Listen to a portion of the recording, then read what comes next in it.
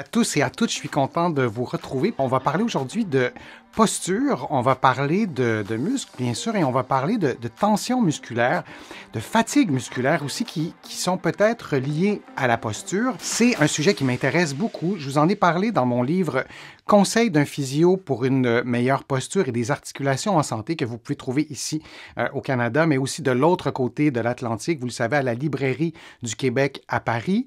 Ils peuvent aussi vous l'envoyer chez vous, le livre, si vous habitez en Europe ou en Afrique du Nord. Donc, c'est mon livre. Il y a des illustrations qui sont tirées de là et je remercie mon éditeur de me permettre d'utiliser les illustrations pendant le direct. C'est un sujet très vaste, la posture. Alors, on va essayer d'être concret. Je vais essayer d'être concret aujourd'hui pour pouvoir vous donner des trucs, pour pouvoir vous donner des aides-mémoires aussi, peut-être, pour pouvoir améliorer votre posture. Qu'est-ce qui provoque des épaules remontantes? Qu'est-ce qui fait que nos épaules vont remonter? Bien, d'abord, en général, c'est une activation trop importante du trapèze, appelons-le comme ça, le muscle qui est à gauche. Et on a aussi d'autres muscles qui participent qui vont participer au fait de lever l'épaule. On a l'angulaire de l'omoplate, sans nommer tous les muscles, qui, lorsqu'ils sont contractés, bien, on va lever l'épaule. Et lorsqu'on lève l'épaule, dans bien des cas aussi, et ça c'est important à retenir pour ce qui est de la posture, on va aussi enrouler les épaules. Et je dirais que 90% des fois qu'un patient ou une patiente me parlait de sa posture, on me parle d'épaules levées. Regardez ou observez ou regardez peut-être devant la glace ou peu importe, vos épaules à vous, comment elles sont placées. Alors, est-ce qu'elles sont levées ou est-ce qu'elles sont enroulées, en fait? Et les muscles qui conduisent à une ou l'autre des postures ne sont pas les mêmes. Et lorsqu'on veut améliorer sa posture, c'est intéressant de se souvenir de ça, de se rappeler qu'il y a deux possibilités, que les épaules soient levées ou que les épaules soient enroulées. Et ce qu'il faut retenir aussi, c'est qu'on peut avoir à la fois les épaules levées et enroulées. Là, je caricature, j'exagère beaucoup. Et lorsqu'on veut corriger ça, il faut suivre quelques étapes. On veut en avoir conscience. Il y a des personnes qui ont des épaules toujours comme ça. C'est assez rare, par contre. Et si vos épaules sont toujours comme ça, c'est peut-être que votre corps s'est littéralement adapté et c'est un peu, entre guillemets, déformé, en ce sens que vos muscles se sont peut-être tendus, raccourcis, peut-être qu'il y a des processus dégénératifs, mais dans bien des cas, les épaules ne sont pas toujours dans cette posture-là. Il y a vraiment un contexte précis. La posture non souhaitée survient. Alors ça, c'est la prise de conscience. Comment vous pouvez faire une prise de conscience? Utilisez le miroir, filmez-vous, prenez des photos, demandez aux autres sans que ça devienne complètement obsessionnel. C'est la première étape. Ensuite, on passe à autre chose. Là. On n'en fait pas une obsession, comme je vous le disais. Deuxième étape, donc la partie biomécanique. Comment on fait pour corriger ça? Souvent, lorsque je traite des adolescents, le réflexe parental, et qu'on peut comprendre, c'est de dire à son adolescent, « Tiens-toi droit. Voyons, tu ne te vois pas, tu es tout croche, tiens-toi droit. » Ça, on est dans la prise de conscience. Et parfois, la prise de conscience se fait mieux si on la fait soi-même que si une autre personne nous dit ce qui se passe avec notre posture, en l'occurrence nos parents quand on est adolescent. Mais on est toujours dans la même phase, la même étape, prise de conscience. C'est insuffisant pour changer la posture. On doit aller dans la phase biomécanique. Alors, je vous montre un exercice. Être adossé au mur, comme ça. Vous pourriez le faire maintenant. Sans mettre vos bras au mur et pour évaluer votre posture et vous ajuster l'angle de flexion de vos genoux à votre force. Vous pourriez prendre exactement la même posture, mais en pliant beaucoup moins les genoux ou en ne pliant pas vos genoux. Et ça, c'est selon votre posture à vous, selon votre souplesse. Donc, de plier un peu moins les genoux.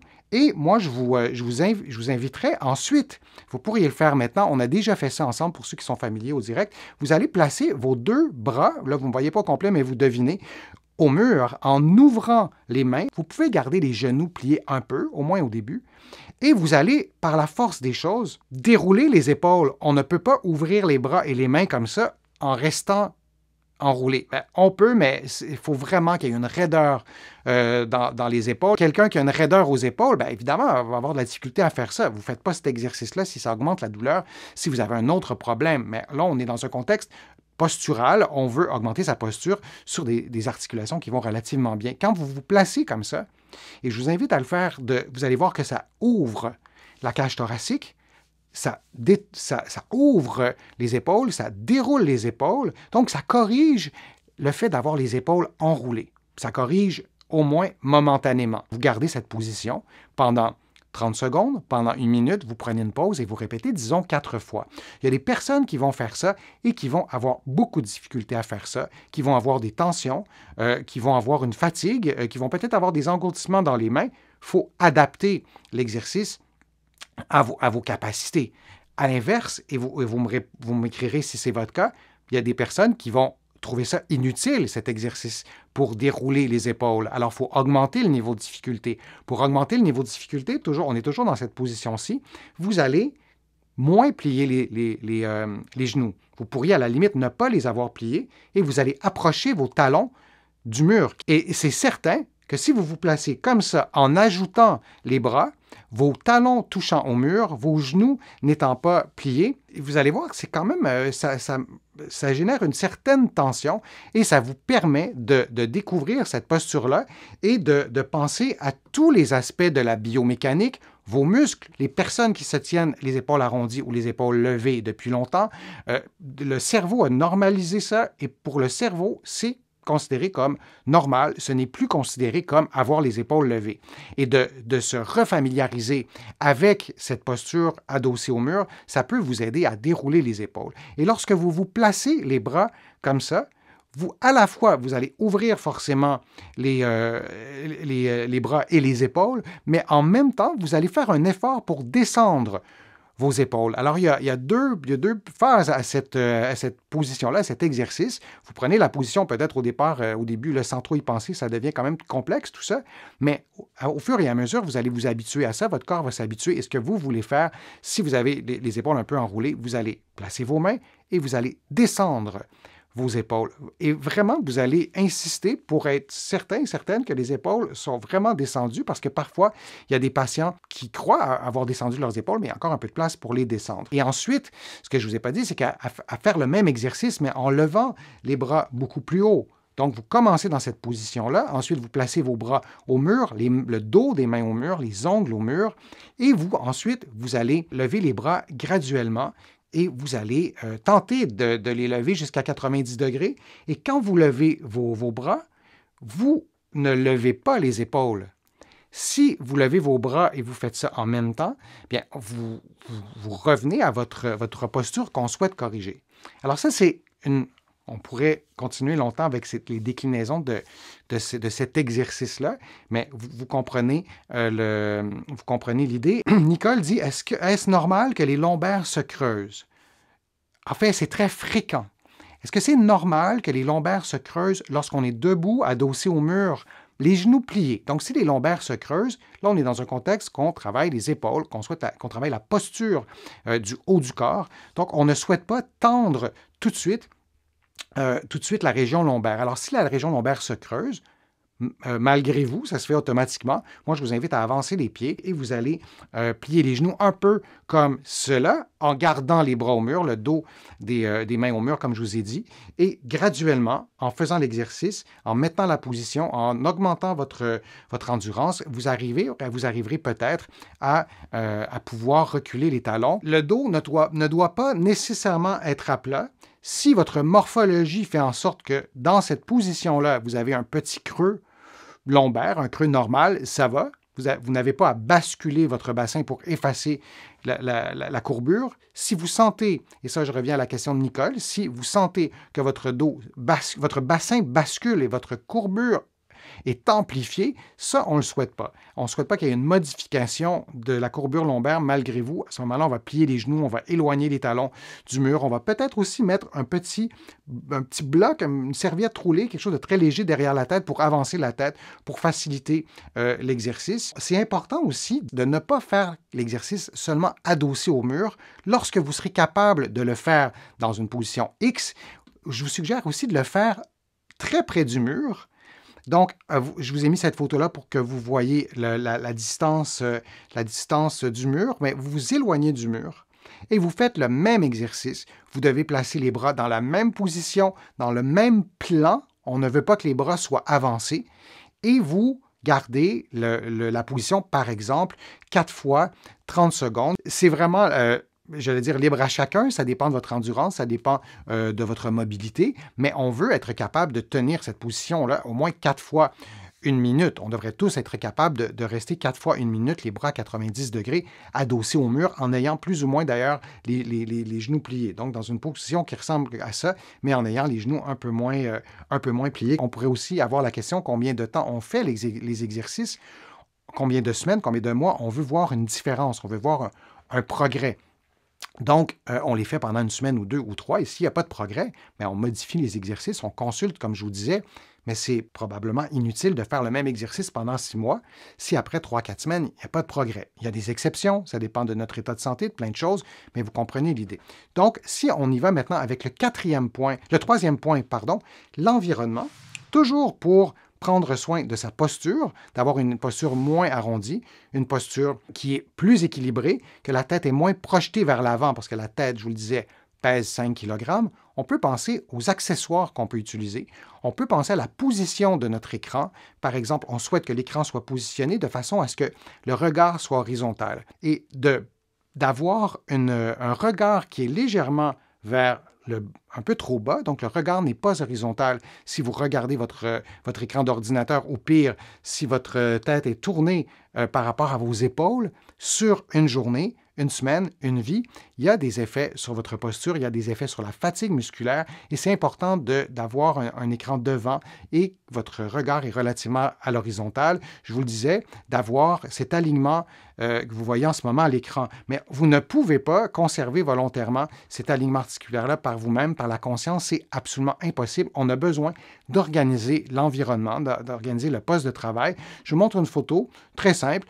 C'est une photo de mon livre, là, et on a pris cette photo-là pour vraiment illustrer quelque chose qu'on pourrait faire à la maison. Vous prenez une serviette roulée, ça a été mentionné dans un commentaire, et vous allez supporter le bas du dos. Parce que pour corriger une position d'épaule trop arrondie, oui, il y a la souplesse des épaules. Oui, il y a la rééducation des muscles que vous voyez en ce moment. Mais Nicole nous a posé une question très pertinente en nous disant, quand je fais cet exercice-là, mon dos se creuse debout adossé au mur. Donc, on voit qu'il y a un lien entre le dos et les épaules. Alors, de placer un coussin comme ça, roulé, une serviette roulée ou un coussin, ça peut vraiment vous aider à maintenir cette position-là. Et de garder vos épaules, votre tête et votre bassin, vous voyez, ça fonctionne, ça ressemble pas mal à ça. D'ailleurs, les 2 photos sont à peu près vis-à-vis. Et ça fonctionne. Et cette personne-là qui lit un livre, ben, son attention, elle n'est pas sur la posture, elle est sur son livre. Et inévitablement, si le bas du dos n'est pas supporté, on va finir par s'enrouler. C'est presque un réflexe qu'on a. Donc, les accessoires, ça peut être aidant. Moi, j'aime bien, je vais essayer de vous le montrer, je ne sais pas si vous voyez. Il y a plein de coussins comme ça avec des mousses mémoire qui sont vraiment très, très utiles. Moi, j'aime bien ces coussins-là.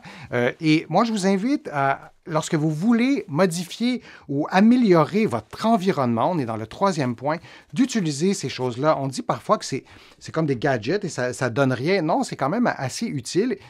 Ces outils-là doivent être adaptés à votre morphologie, ça doit être confortable, mais n'hésitez pas à les utiliser pour adapter votre environnement. C'est, quant à moi, essentiel. Ça peut être aussi intéressant d'utiliser d'autres types d'accessoires aussi. Vous en connaissez probablement, mais n'hésitez pas à les utiliser. Vos habitudes, vos automatismes. Je vous parlais de votre développement moteur. Moi, j'ai des patients qui n'ont jamais marché à 4 pattes quand ils étaient bébés, qui, dans leur développement moteur, ils ont sauté des étapes pour 1001 raisons et ils ont des abdominaux vraiment très faibles pour cette raison-là. Alors ça influence les habitudes. Si vous étiez moins performant ou performante dans les sports, c'est peut-être pour plein de raisons, mais c'est peut-être parce que vous aviez moins de force. Alors, nos habitudes, et c'est pas juste vrai en ce qui concerne la posture et les douleurs, vous le savez bien, mais les habitudes sont à tenir en considération et peut-être à les changer petit à petit, à faire des petits changements. On ne veut pas aller trop vite. Le cerveau va normaliser, par exemple, le fait de lever l'épaule lorsque vous jouez au tennis. Le cerveau normalise beaucoup de choses dans nos vies pour se simplifier la tâche, mais c'est vrai aussi dans ces 4 étapes, c'est vrai aussi dans les habitudes. Et moi, je vous invite vraiment à garder toujours ces points-là en tête. Consultez aussi un professionnel de la réadaptation, un physiothérapeute si vous êtes au Québec, un kinésithérapeute si vous êtes de l'autre côté de l'Atlantique pour avoir des exercices adaptés à votre condition. Donc, je suis toujours ravi de vous revoir. J'ai l'impression de vous voir et de répondre à vos questions. Ça crée un lien qui est fort intéressant. Ça me permet de voyager facilement à travers toute la francophonie sur 3, parfois 4 continents. N'hésitez pas à visiter mon site web, le www.denisfortier.ca. Merci aussi de vos contributions. Vous êtes plusieurs à le faire régulièrement. Ces contributions me permettent de vous produire ces contenus-là. Je vous l'ai souvent dit, il y a plusieurs abonnements. C'est assez complexe de produire autant de contenu. Et il y a l'infolettre aussi à laquelle vous pouvez vous abonner. Là aussi, vous avez des contenus gratuits. Il y a des courriels thématiques aussi. Allez voir sur mon site web, denisfortier.ca. Alors, vos contributions servent à défrayer tous ces abonnements et permettre aussi à des personnes qui ne peuvent peut-être pas faire de contribution et qui peuvent aussi profiter de tout ça. Alors, à une prochaine fois et passez une bonne fin de journée. Au revoir.